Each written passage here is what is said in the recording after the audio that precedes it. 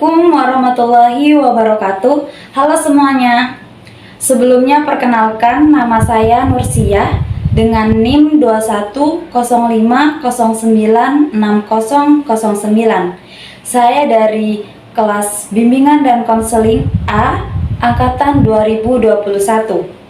Di sini saya akan menyampaikan materi mengenai layanan bimbingan belajar. Untuk memenuhi tugas mata kuliah pengembangan media BK yang diampu oleh dosen Bapak Didik Kurniawan SPD MPD. Baik, sebelum saya menyampaikan materi, saya akan membacakan daftar isi dan apa saja yang akan saya bahas di video kali ini. Yang pertama ada definisi layanan bimbingan belajar. Yang kedua ada tujuan layanan bimbingan belajar. Yang ketiga ada bentuk-bentuk layanan bimbingan belajar. Dan yang terakhir ada teknik-teknik layanan bimbingan belajar. Selanjutnya kita langsung masuk ke pembahasan pertama, yaitu definisi layanan bimbingan belajar. Pasti teman-teman sudah pada tahu kan apa itu definisi layanan bimbingan belajar?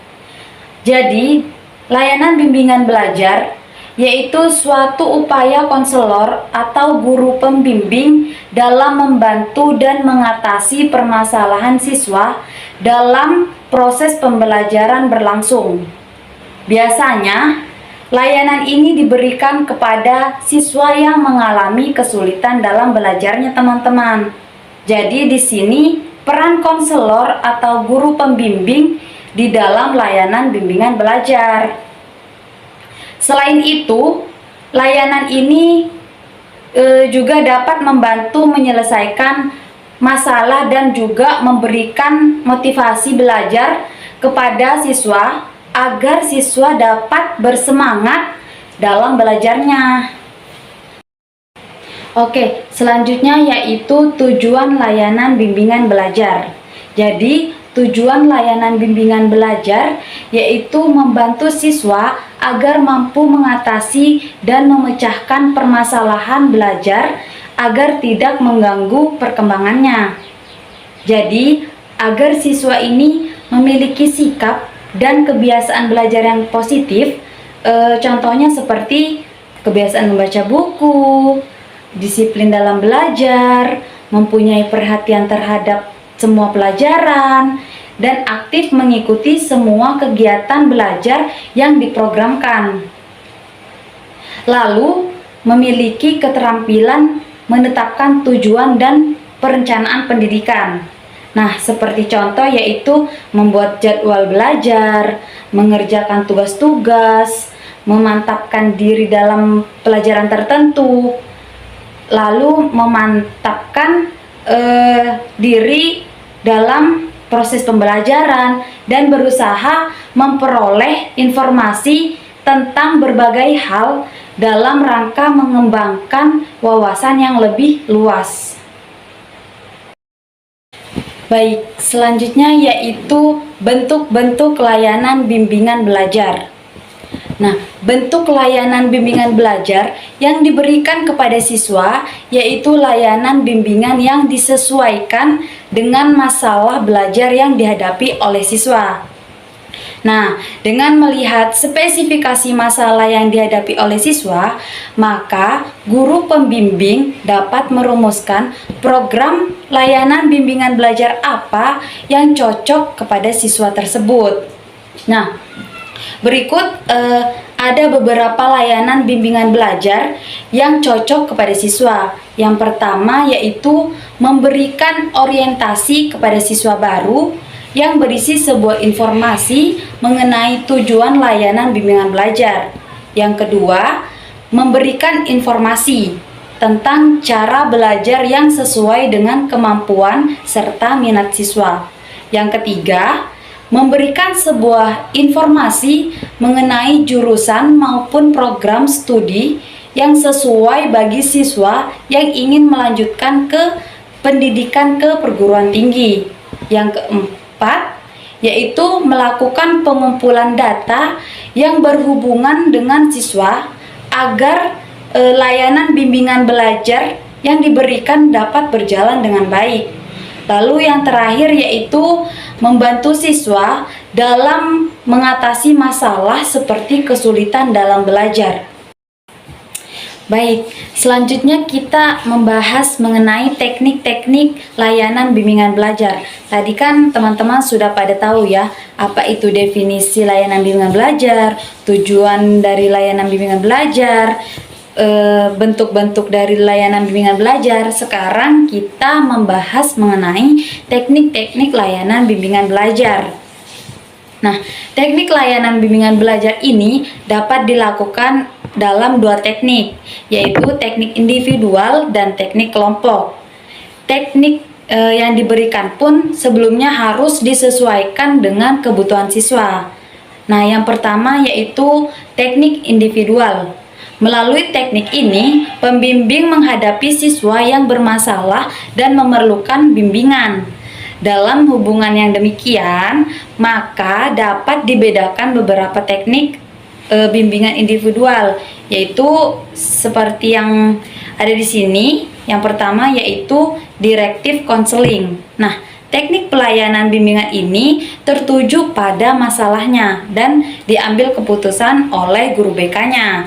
Lalu yang kedua ada non-directive counseling. Dengan prosedur ini, pelayanan bimbingan difokuskan pada anak yang bermasalah. Adanya pelayanan bimbingan bukan pelayanan yang mengambil bimbingan, tetapi siswa sendiri yang mengambil keputusan. Lalu yang ketiga, itu ada elective counseling. Nah, teknik ini lebih mudah jika dibandingkan dengan kedua teknik tadi ya teman-teman. Melalui elective counseling, pelayanan tidak dipusatkan pada pembimbing atau pada siswa, tetapi masalah yang dihadapi itulah yang harus ditangani secara mudah. Sehingga apa yang harus ditangani itu digunakan setiap waktu, dapat diubah jika memang diperlukan. Selanjutnya teknik kelompok.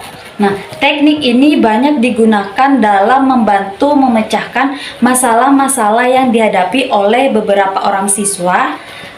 Dan teknik kelompok ini dapat juga digunakan untuk membantu memecahkan masalah-masalah yang dihadapi oleh seorang individu. Nah, ada beberapa teknik kelompok, yaitu yang pertama homeroom. Kegiatan bimbingan ini dilakukan oleh guru bersama siswa di dalam ruang kelas atau di luar jam pelajaran. Lalu yang kedua ada karya wisata. Nah, dengan karya wisata, siswa dapat mengenal dan mengamati secara langsung dari dekat objek wisata yang menarik perhatiannya dan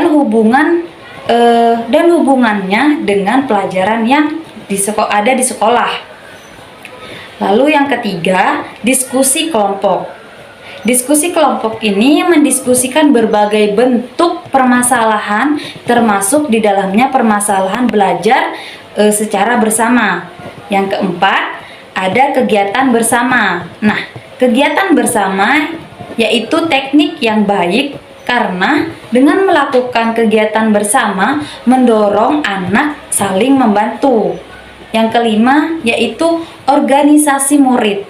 Nah, kegiatan organisasi ini sangat membantu proses pembentukan anak, baik secara pribadi maupun sebagai anggota masyarakat. Yang keenam yaitu sosiodrama. Nah, teknik ini adalah suatu cara dalam bimbingan yang memberikan kesempatan pada siswa untuk mendramatisasikan sikap dan tingkah lakunya.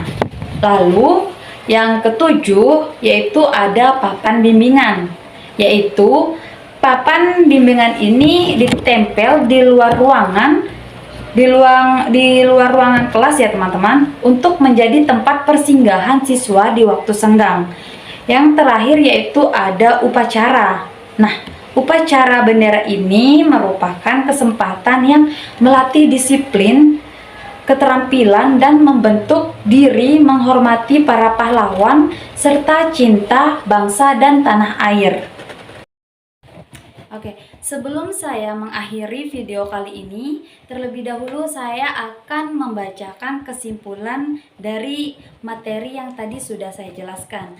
Jadi, dapat saya simpulkan yaitu layanan bimbingan belajar merupakan seperangkat usaha bantuan kepada para peserta didik dalam mengadakan penyesuaian belajar dan mencegah masalah-masalah belajar dengan cara mengembangkan suasana belajar mengajar yang kondusif dan mencapai keberhasilan belajar secara optimal.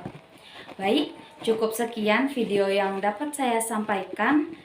Kurang lebihnya saya memohon maaf. Saya akhiri, wabillahi taufiq wal hidayah. Wassalamualaikum warahmatullahi wabarakatuh.